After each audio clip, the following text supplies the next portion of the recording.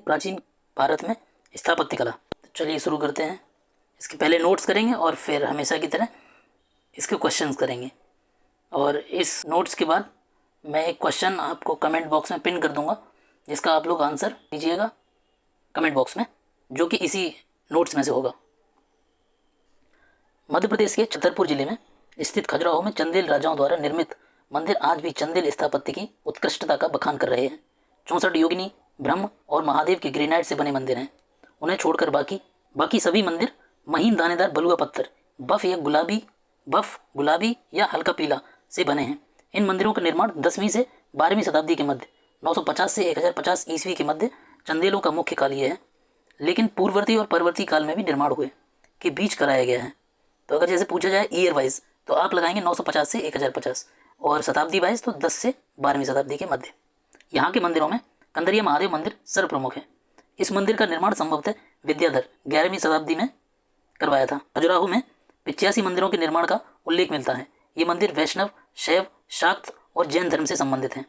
यहाँ पे बौद्ध नहीं है, ये भी ध्यान रखना है कि खजुराहो के मंदिर जो हैं ये बौद्ध में नहीं है, जैन है, वैष्णव है, शैव है। अगर ऐसे क्वेश्चन जैसे बनता है कि निम्न में से किन के मंदिर खजुराहो में पाए जाते हैं, तो होगा हिंदू धर्म, जैन धर्म, बौद्ध धर्म या सभी। तो बौद्ध धर्म के नहीं है, जय हिंदू और जैन के हैं। तो हिंदू में देखिए वैष्णव, शैव, शाक्त और जैन। यहाँ का मातंगेश्वर मंदिर भगवान शिव को समर्पित है। इसका निर्माण चंदेल काल के आरंभिक चरण लगभग 10वीं सदी में माना जाता है। इन मंदिरों की निर्माण शैली नागर है। किसी मंदिर में पंचायतन शैली अपनाई गई है। जैन मंदिरों में पार्श्वनाथ मंदिर प्रसिद्ध है। यहाँ के अन्य मंदिर हैं 64 योगिनी, ब्रह्म मंदिर, दूलादेव मंदिर, लक्ष्मण, विश्वनाथ मंदिर, आदिनाथ, पार्श्वनाथ मंदिर। यूनेस्को की विश्व धरोहर स्थल सूची में शामिल मध्य प्रदेश के ऐतिहासिक स्थलों में खजुराहो स्मारक समूह, भीमबेटका के शिलाश्रय, सांची के बौद्ध स्मारक शामिल है। दशावतार मंदिर देवगढ़ उत्तर प्रदेश के ललितपुर जिले में स्थित है तथा यह मंदिर गुप्तकालीन है। प्राचीन भारत में गुप्त काल से संबंधित गुफा चित्रांकन के केवल 2 उदाहरण उपलब्ध हैं। इनमें से एक अजंता की गुफाओं में किया गया चित्रांकन है और दूसरा बाघ की गुफाएं, जिनकी तिथि गुप्तकालीन है। बाघ की गुफाएं और अजंता की गुफाएं के चित्र बौद्ध धर्म से संबंधित हैं। माउंट आबू के दिलवाड़ा जैन मंदिर संगमरमर से बने हैं, जिनमें से विमल वसाही मंदिर का निर्माण विमल शाह ने करवाया था। यह जैन मंदिर अपनी संगमरमर की सूक्ष्म नक्काशी शिल्पकला के लिए प्रसिद्ध है। पालीताड़ा का पवित्र जैन मंदिरों का समूह गुजरात के भावनगर जिले के शत्रुंजय पहाड़ियों में स्थित है। एलिफेंटा के प्रसिद्ध गुफा मंदिरों के निर्माण में राष्ट्रकूट शासकों एवं अन्य राजवंशों का भी योगदान रहा। यहाँ से कुल 7 गुफाएं मिली हैं, जिनमें से 5 गुफा मंदिर प्राप्त हुए हैं, जिनमें हिंदू धर्म मुख्यतः शिव से संबंधित मूर्तियां हैं। साथ ही यहाँ 2 बौद्ध गुफाएं भी हैं। इन गुफाओं का निर्माण 5वीं से 8वीं शताब्दी के बीच माना जाता है। यहाँ से प्रसिद्ध त्रिमूर्ति शिव की प्रतिमा प्राप्त हुई है। एलोरा महाराष्ट्र के छत्रपति संभाजी नगर जिले में है। यह शैलकृत गुफा मंदिरों के लिए जग प्रसिद्ध है। यहाँ कुल 34 शैलकृत गुफाएं हैं। ये गुफाएं विभिन्न कालों में बनी हैं। इनमें से गुफा नंबर 1 से 12 बौद्ध, 13 से 29 हिंदुओं और 30 से 34 जैनियों से संबंधित हैं, जो थोड़े थोड़े अंतराल पर बनी हैं। एलोरा का कैलाश मंदिर शैलकृत स्थापत्य का उदाहरण है।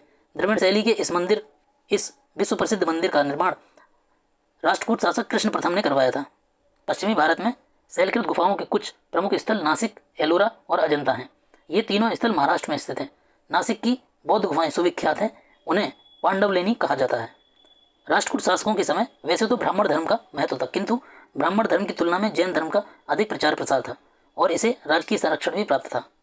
राष्ट्रकूट शासक अमोघ वर्ष का गुरु जैनाचार्य जिनसेन था, जिसने आदि पुराण की रचना की।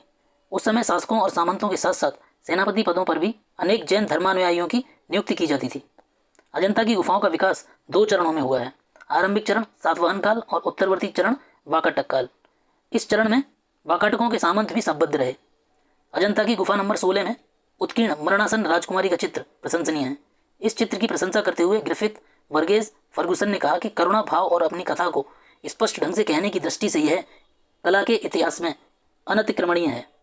गुफा नंबर 16 को वाकाटक शासक हरिशेड 475 से 500 ईस्वी के मंत्री वराहदेव ने बौद्ध संघ को दान में दिया था। अजंता के चित्र तकनीकी दृष्टि से विश्व में प्रमुख स्थान रखते हैं। इन गुफाओं में अनेक प्रकार के फूल, पत्तियों, वृक्षों, पशु आकृतियों की सजावट तथा बुद्ध एवं बोधिसत्वों की प्रतिमाओं के चित्रण में जातक ग्रंथों से ली गई कहानियों का वर्णनात्मक दृश्य के रूप में प्रयोग हुआ है। ये चित्र अधिकतर जातक कथाओं को दर्शाते हैं। पुरी स्थित कोणार्क का विशाल सूर्यदेव का मंदिर नरसिंह देव बर्मन प्रथम ने बनवाया था। यह मंदिर 13वीं शताब्दी का है तथा यह अपनी विशिष्ट शैली के लिए प्रसिद्ध है। इस मंदिर का आधार एक विशाल चबूतरा है। इसके चारों ओर पत्थर के तरासे हुए 12 जोड़े पहिए लगाए गए हैं और सूर्य के रथ का पूरा आवाज देने के लिए चबूतरे के सामने जो सीढ़ियां हैं उनमें 7 अश्वों की स्वतंत्र मूर्तियां लगी हैं, मानो कि ये अश्व रथ को खींच रहे हों। कोणार्क के सूर्य मंदिर को काला पैगोडा भी कहा जाता है। इसे यूनेस्को ने वर्ष 1984 में विश्व धरोहर स्थल घोषित किया गया। लिंगराज मंदिर उड़ीसा के भुवनेश्वर में स्थित है। इस मंदिर की शैली नागर है। यह नागर शैली का प्रमुख मंदिर है। लिंगराज मंदिर का सबसे आकर्षक भाग इसका शिखर है, जिसकी ऊंचाई 180 फीट है। जगन्नाथ मंदिर उड़ीसा राज्य के पुरी में स्थित है। यह मंदिर नागर शैली में बना है। मोढेरा का सूर्य मंदिर गुजरात में स्थित है। इसका निर्माण 11वीं शताब्दी के पूर्वार्ध में सोलंकी वंश के राजा भीमदेव प्रथम ने करवाया था। अंकोर वाट मंदिर का निर्माण कंपूचिया वर्तमान कंबोडिया के शासक सूर्यवर्मन द्वितीय द्वारा 12वीं सदी के प्रारंभ में अपनी राजधानी यशोधरपुर यानी वर्तमान में अंगकोर में कराया गया था। विष्णु को समर्पित यह मंदिर विश्व का सबसे बड़ा हिंदू मंदिर समूह है। बोरोबुदुर का प्रख्यात स्तूप इंडोनेशिया के जावा द्वीप पर स्थित है। यह यूनेस्को द्वारा मान्यता प्राप्त एक विश्व विरासत स्थल है। पांड्यों के राज्यकाल में द्रविड़ शैली में मंदिरों का निर्माण हुआ था। इस काल में मंदिर छोटे होते थे, किंतु उनके प्रांगण के चारों ओर अनेक प्राचीर बनाए जाते थे। ये प्राचीर तो सामान्य होते थे, किंतु इनके प्रवेश द्वार, जिन्हें गोपुरम कहा जाता था, भव्य, विशाल और प्रचुर मात्रा में शिल्पकारिता से अलंकृत होते थे। महामल्ल शैली का विकास नरसिंह वर्मन प्रथम महामल्ल के काल में हुआ था। इसके अंतर्गत 2 प्रकार के स्मारक बने, मंडप और एकाश मंदिर, जिन्हें रथ कहा गया। पल्लव कला की राज सिंह शैली, जिसका प्रारंभ नरसिंह वर्मन द्वितीय राज सिंह ने किया था, के 3 मंदिर महाबलीपुरम से प्राप्त होते हैं। पहला है शोर मंदिर, इसको तटी मंदिर कहते हैं, उलक्कानेश्वर मंदिर और मुकुंद नयनार मंदिर। महाबलीपुरम में रथ मंदिरों का निर्माण पल्लव शासक नरसिंह प्रथम द्वारा करवाया गया था और ये है नरसिंह द्वितीय।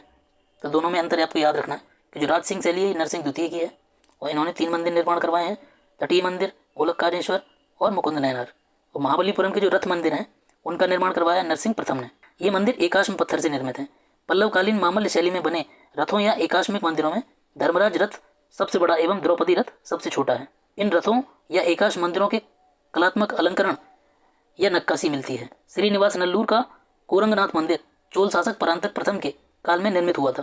तंजौर में राजराजेश्वर और बृहदेश्वर मंदिर का निर्माण राजराज प्रथम के काल में निर्मित हुआ। इसके निर्माण में ग्रेनाइट पत्थरों का प्रयोग किया गया है। राजराज के पुत्र राजेंद्र चोल के शासनकाल में गंगईकोंड चोलपुरम में मंदिर का निर्माण हुआ था। सोनगिरी दतिया यानी मध्य प्रदेश में दतिया से 15 किलोमीटर दूरी पर स्थित सोनगिरी, यह दिगंबर जैनियों का पवित्र स्थान है। सोनगिरी के चारों ओर सफ़ेद जैन मंदिर स्थापित हैं। वर्तमान में यहाँ 77 जैन मंदिर पहाड़ी पर और 26 गांव में स्थित हैं। इस प्रकार इनकी कुल संख्या 103 है। पहाड़ी पर स्थित 57वां मंदिर मुख्य मंदिर है, जो भगवान चंद्रप्रभ से संबंधित है। विरूपाक्ष मंदिर कर्नाटक राज्य के हम्पी में स्थित है।